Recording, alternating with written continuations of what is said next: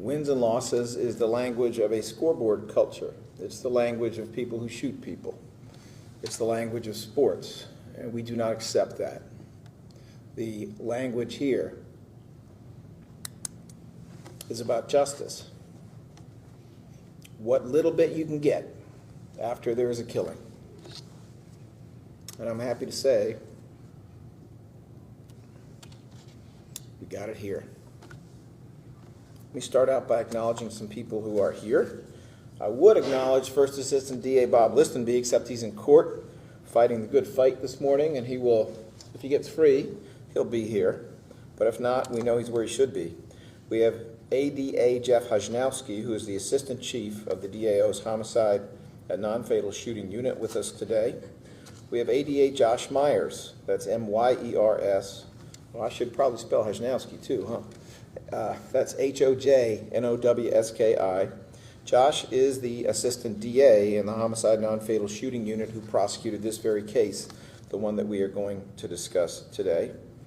We have with us Tania Leonard, who is our Director of the DAO's CARES Unit. We have Jessica Serrano, Victim Witness Coordinator with the DAO's Homicide and Non-Fatal Shooting Unit.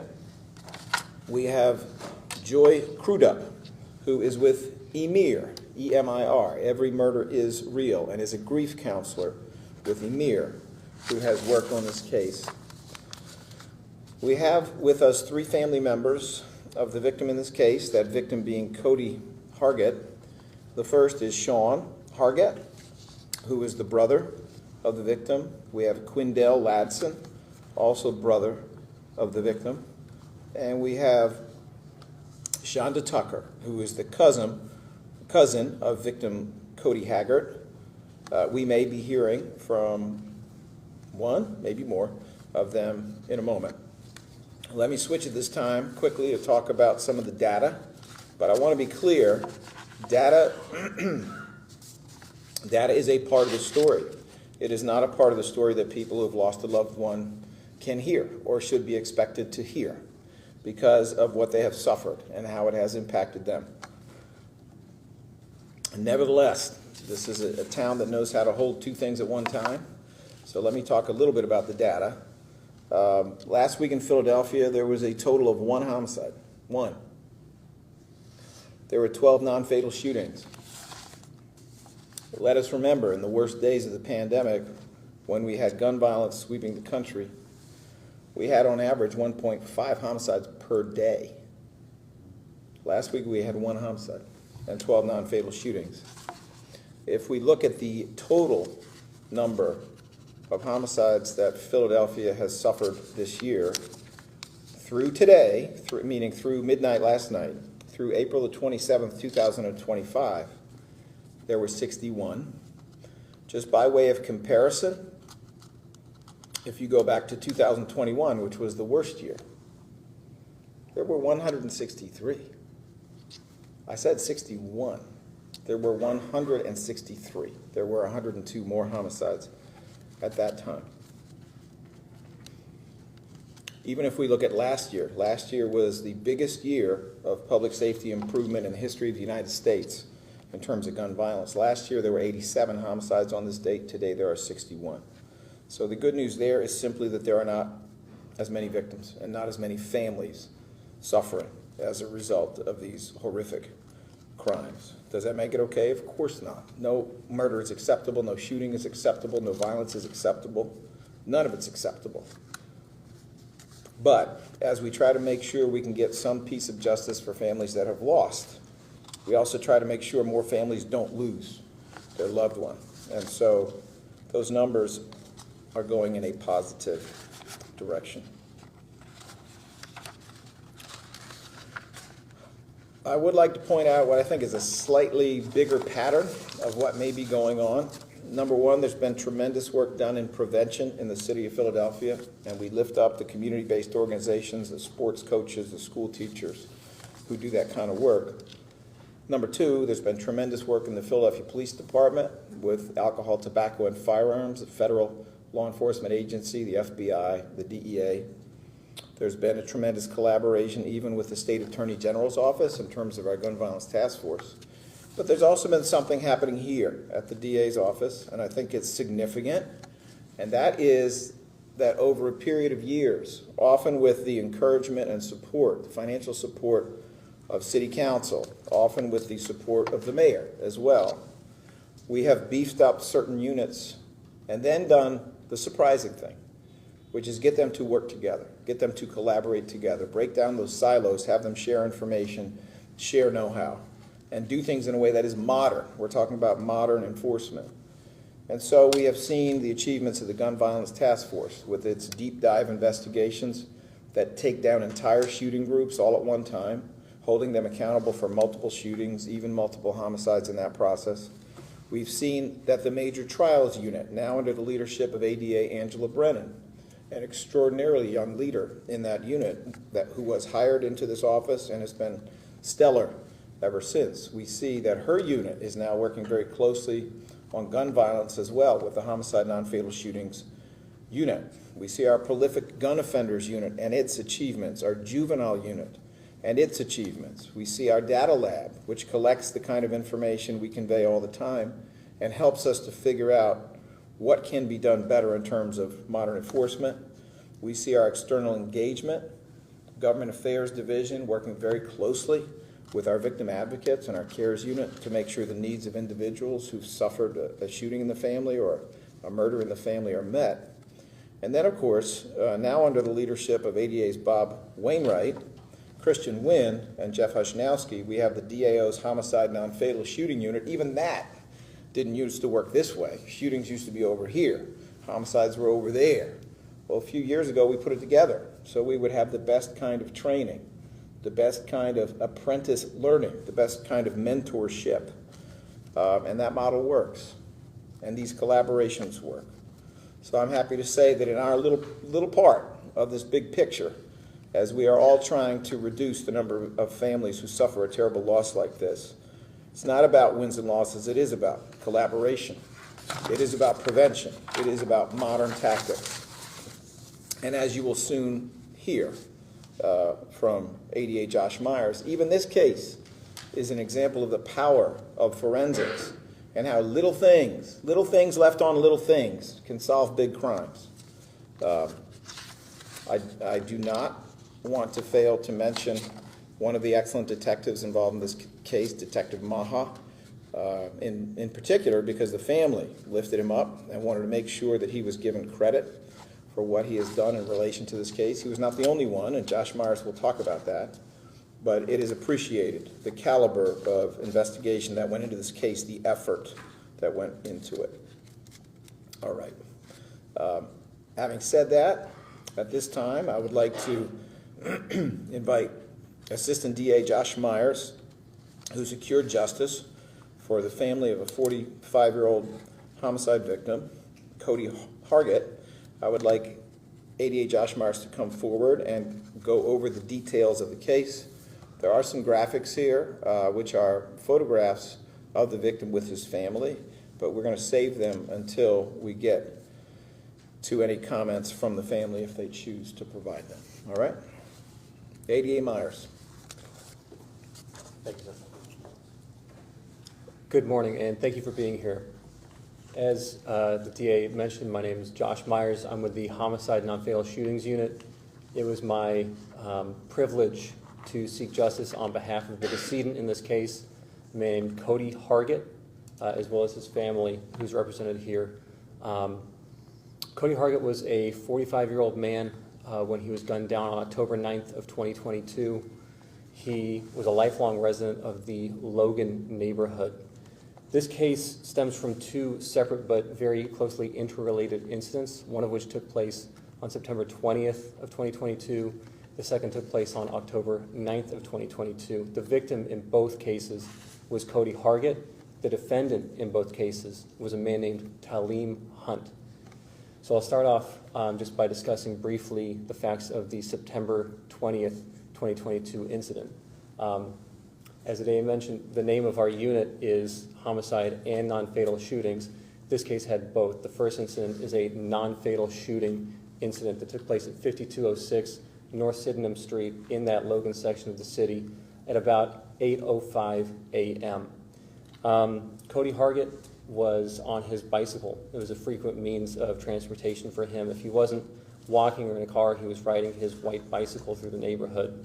He rode his bicycle over to 5206 North Sydenham Street that morning. That address was inhabited by two gentlemen with whom Cody Hargett was very familiar. The first was a guy named Christopher Johnson. He's a guy Cody's age, mid-40s. They've known each other their whole lives.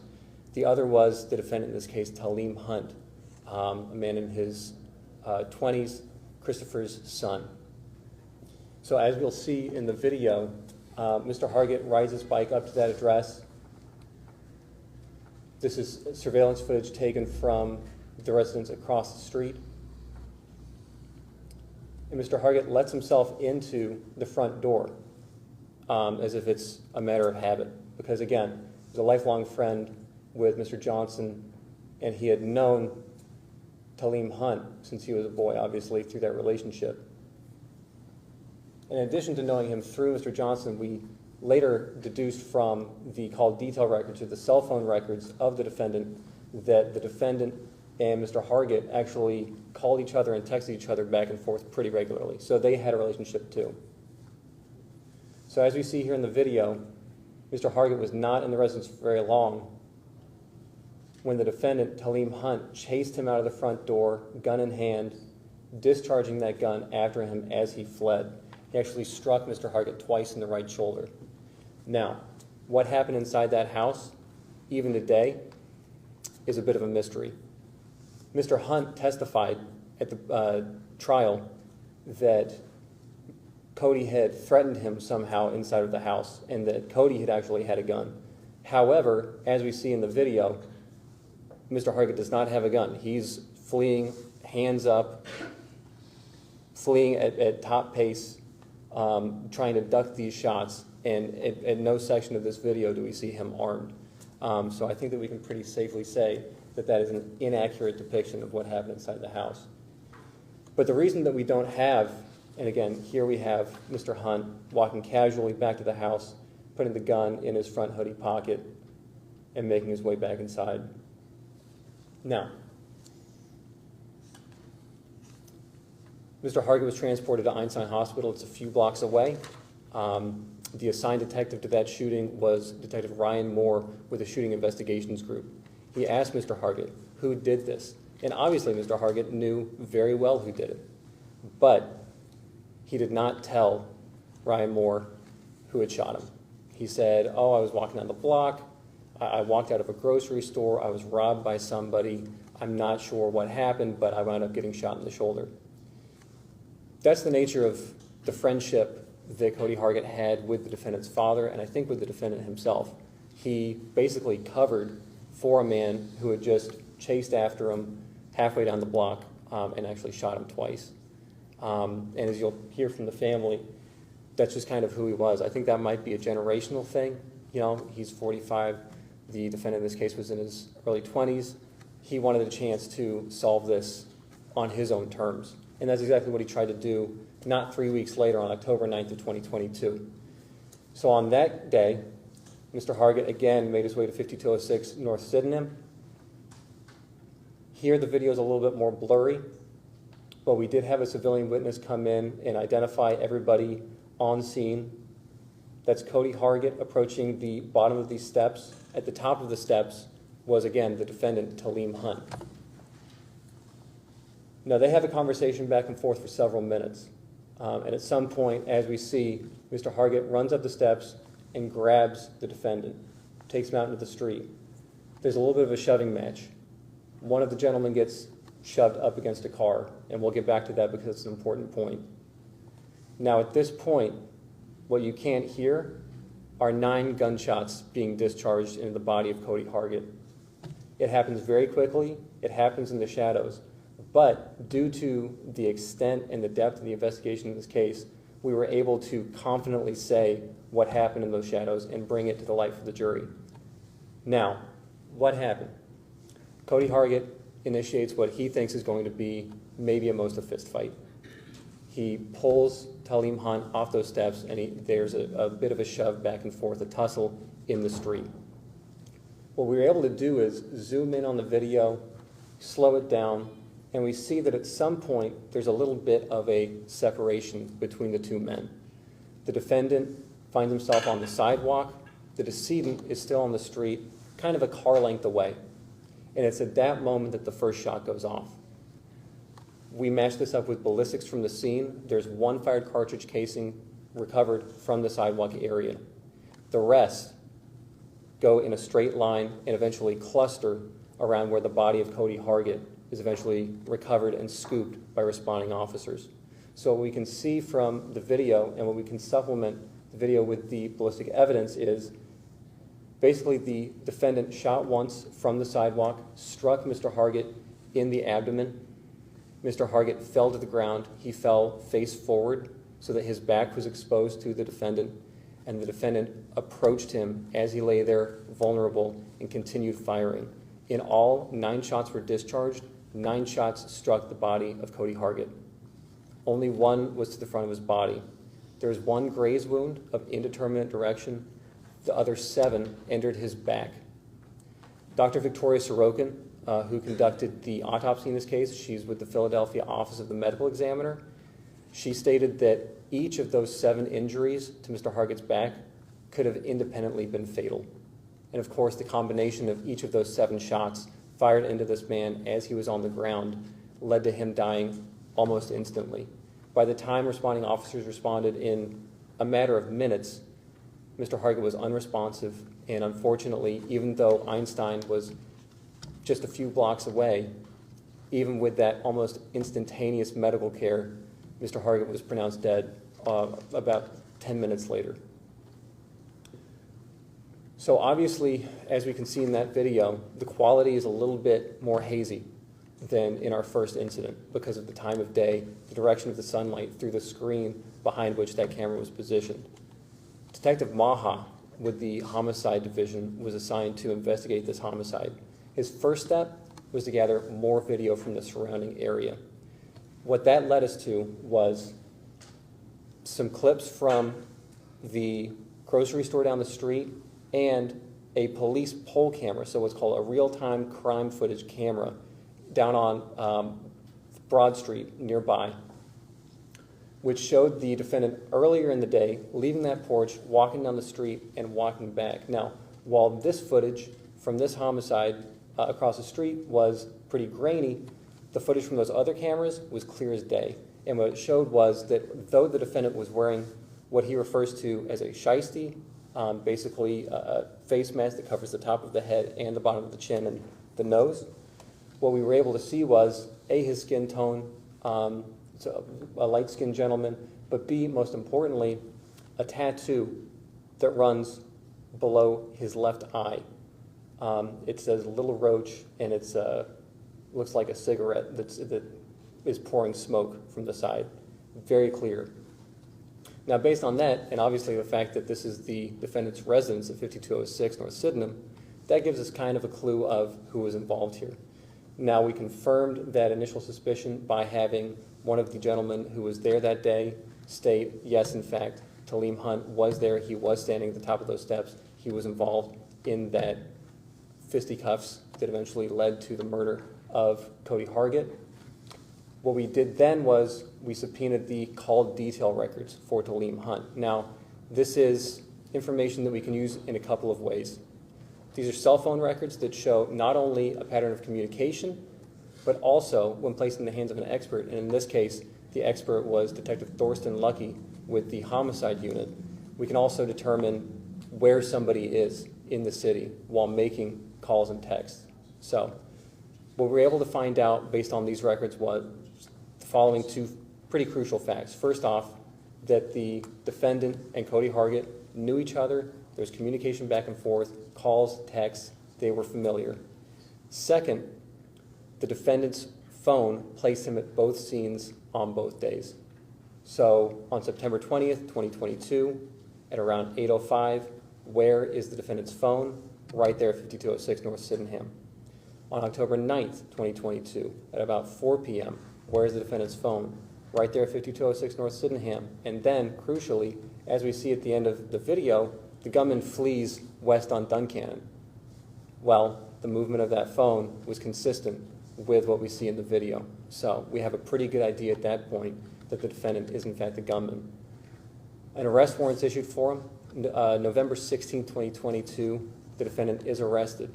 We are able to, again, through Detective Lucky's expertise, as not just a analyzer of cell phone data, but also he's an expert in the forensic extraction of data from physical devices. We got into the defendant's phone, and there we found some more incriminating information. There was a particular thread, a text thread, that we found from a few days after the homicide that was illuminating.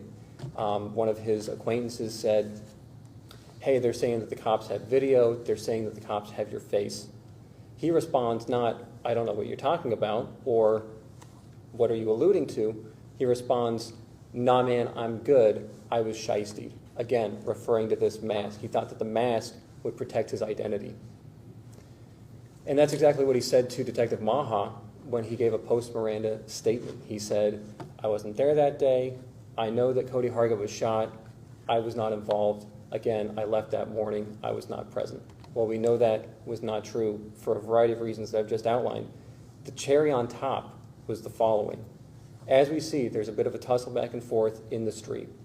Recovered from that area were an Apple AirPod case with AirPods inside and a Bic lighter, which were probably fell out of a pocket during the back and forth. Those items were swabbed for DNA, as was the defendant Talim Hunt. Those were submitted to the Office of Forensic Science here in Philadelphia. Dr. Lizette Vega with the Office of Forensic Science was able to match the DNA on those items to Talim Hunt. Excluding an identical twin is how her report read. The DNA on that AirPod case was the DNA of Talim Hunt.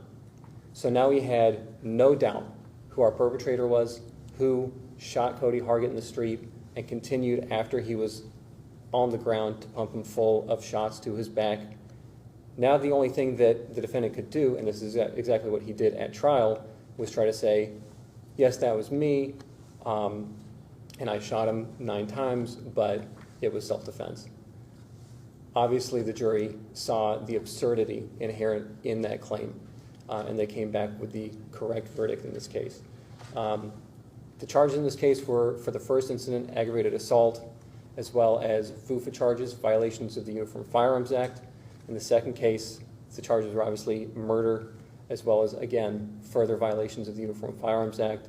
The jury, after a few hours of deliberation, came back with a verdict of guilty of all charges, delivering some justice to the decedent in this case, Cody Hargett, and hopefully providing some solace to his family. And it was absolutely my privilege to be able to represent the decedent, his family, and the city. So.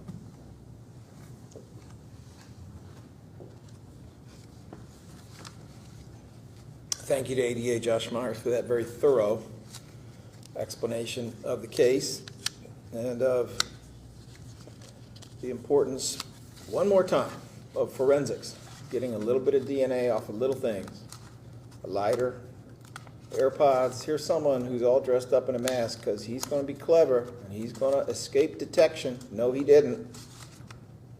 No, he didn't. And now he is looking at a sentence of life without any possibility of parole as a consequence.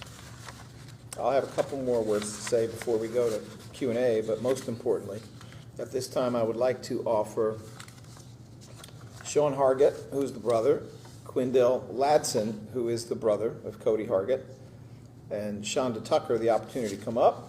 Quindell, possibly some others may have something to say. Are you ready to come forward? Sure thing. All right. Thank you so much.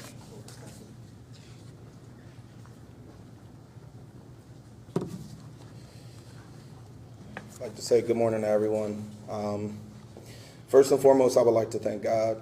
I would also like to thank our friends, family, the Logan community, the District Attorney, Assistant District Attorney Josh Myers, Detective Maha, who was there from day one, the impressive display of poise and diligence from all detectives and investigators involved, and again, the Logan community for seeing that justice was served for the murder of one of my beloved brothers. The days will never be the same being as Cody, Cody Blue, Hargett Jr., the days will never be the same because me and Cody spoke at least twice a day, every day, making sure, if it was only to tell one another that we loved each other. The first display of love I received from a man in my life, being as though my father was absent and my brother, Sean, was just busy taking care of the family.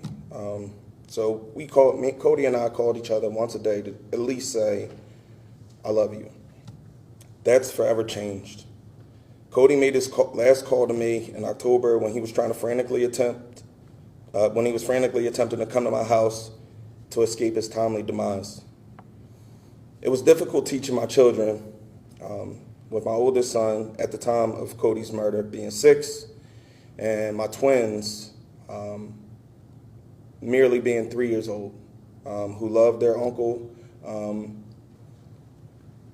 I have 18 nieces and nephews, and they all love Cody.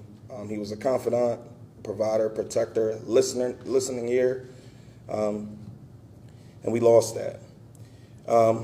But it was just difficult speaking to my children and explaining to then a 6-year-old and a 3-year-old how Cody would no longer be visiting our home, but he had to go home, and his new home was in heaven, in the house of God. I have to say, with our section of Logan being as tight-knit as it was, when a verdict was given, I was still. Then I quickly felt hurt. I was still because I finally got peace and a mere glimpse of solace that my brother's killer was finally convicted. Then immediate hurt because I grew up with and around my brother's killer's parents, and I knew him. I knew my brother's killer. I grew up every day with his family where we commingled as kids and we were able to be kids. This was a loss for Logan. From the first incident on September of 2022 to the second incident, which was the murder of my brother on October of 2022, to the surprising loss, if you know, you know, and then again on April 24th of 2025. Logan, we lost. Cody would always tell me, don't be angry with people. When you're angry with people, you're really mad at a reflection of yourself that disgusts you. This was empathy. That gave me my source of empathy. Here I am now, exercising empathy and grace.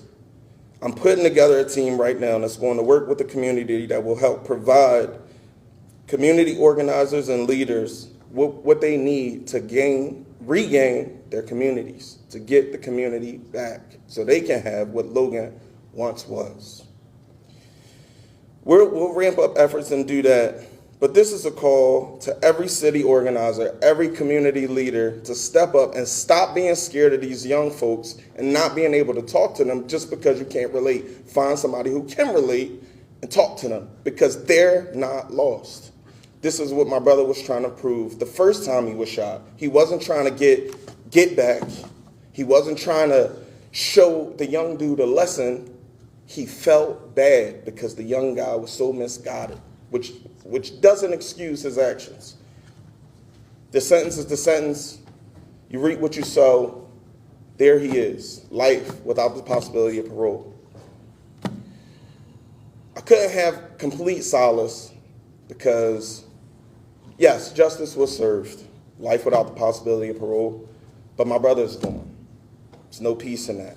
I talk to him every day. There's no peace in that. Atop that, Talim was 24 years old. I bought my first house at 25. I didn't have kids till I was 31.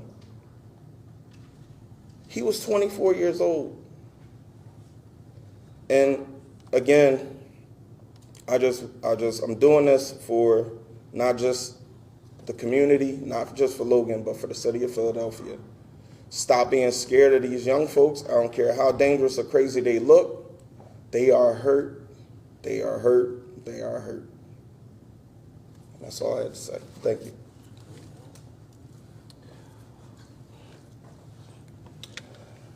My name is Shonda. Cody was my cousin. I just want to let everybody know that he had a great heart. He loved the kids. He loved to help, whatever he can do. Bought my children a lot of things all the time. I can ask him for anything and he'll just give it to me. And he was a talker. He was a speaker. I just want to say Talim was young. Talim was angry. And young guys, when you have a gun, the gun can possess you and make you angry. Talim says sorry. He loved Cody. And this was in the court after he got convicted. He loved Cody right now. And he said sorry. I just want to let you guys know, you really are sorry. You know, when you got a gun, you're angry.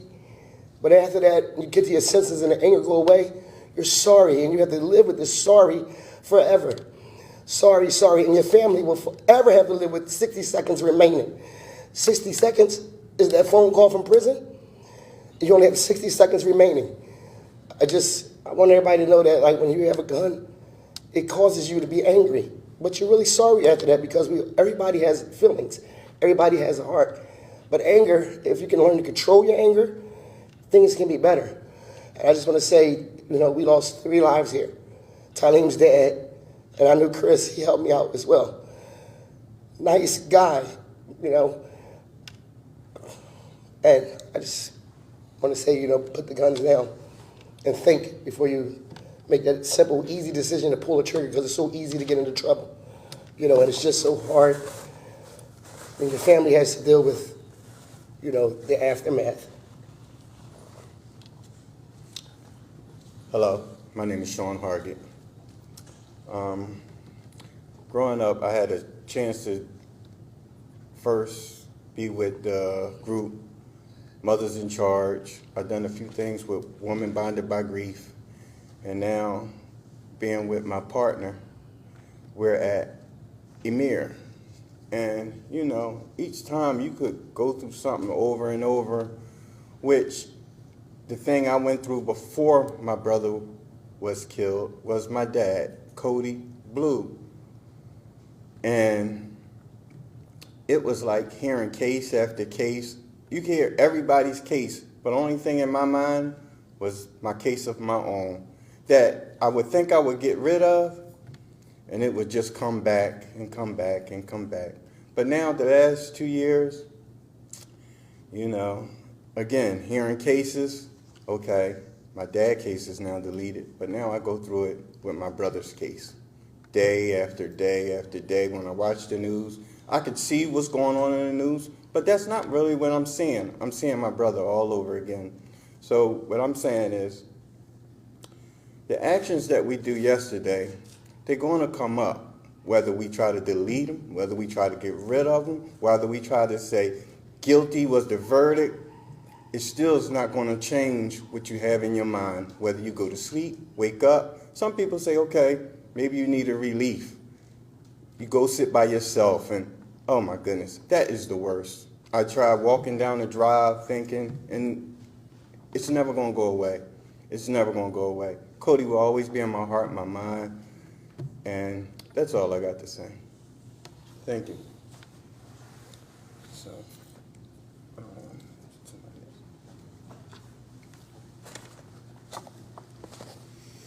Thank you all. Thank you all for your thoughtful words. All right, a couple of final points, and then we will go to Q&A. Point 1, yeah, it's no win. It's not about wins and losses.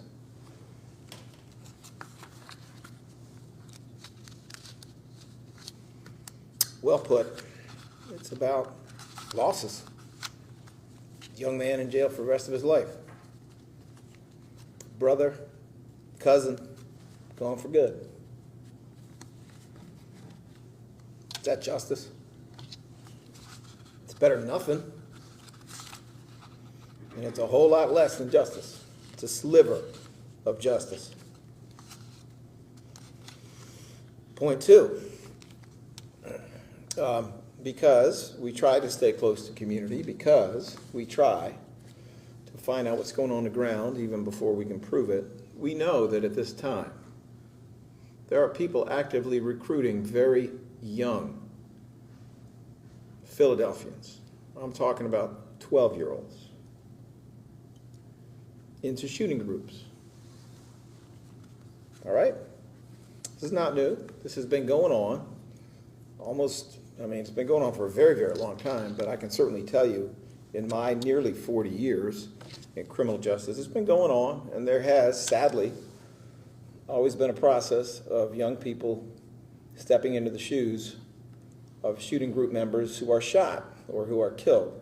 That has gone on, but it's unacceptable, and it is the problem if we cannot interrupt it in a way that is definitive and that is serious and that has a lasting impact.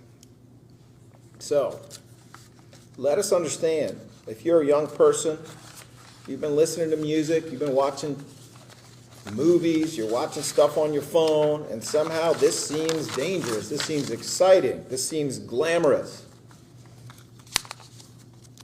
Dying's not glamorous. Getting locked up for the rest of your life is not glamorous. Never owning a home, never owning a car, never having a child, not glamorous. I know, when you're 12, you don't think so straight. But that's why it's up to the older brothers and sisters. That's why it's up to the parents. That's why it's up to the neighbors to get in the middle of that. If you see older kids hanging around like a bunch of vampires for your kids, we want to know about it. Police department wants to know about it. You need to interrupt it. You need to stop it before you lose everything. And we are here to help you. We are not here to crush 12-year-olds. We are here to make sure they live long and thrive. You'll be hearing more about that. But I'm waving. Wave back. We need that help. All right. It is now my pleasure to call upon Sherry Stone of the Tribune. Okay, I'm sorry for your loss. I was wondering what happened to your dad. Was he a victim also? Sir? Yes. Sir, if you're going to answer, we have to do it with the mic. Let me do this. Let me give this to you so you don't have to run around. There we go. Yes, sir. Unfortunately, yes. My dad's name was Cody Lewis Latson. Cody was a junior. I have one of my sons' name is Cody. My sister has another son, and his name is also Cody. Yes, my father was gunned down in West Philly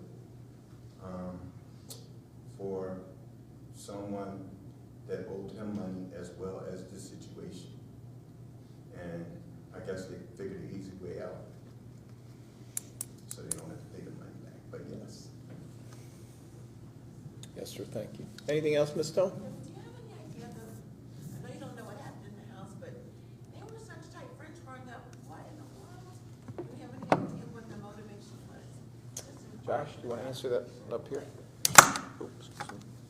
So, in the initial investigation, we weren't able to really come up with a motive for why the initial shooting happened or why that led to, obviously, what happened on October 9th. The only source of information that we have was the defendant himself who testified at the trial, and obviously we have to take what he said with a grain of salt because he was trying to paint himself in a sympathetic light, which is difficult for him to pull off given these facts. But what he said was that there was some kind of money owed. He owed Cody money, and Cody was saying that he was going to get that money one way or the other, or something along those lines. Any other questions, Ms. Stone? All right. Thank you all for being here. And thank you to the family for joining us today.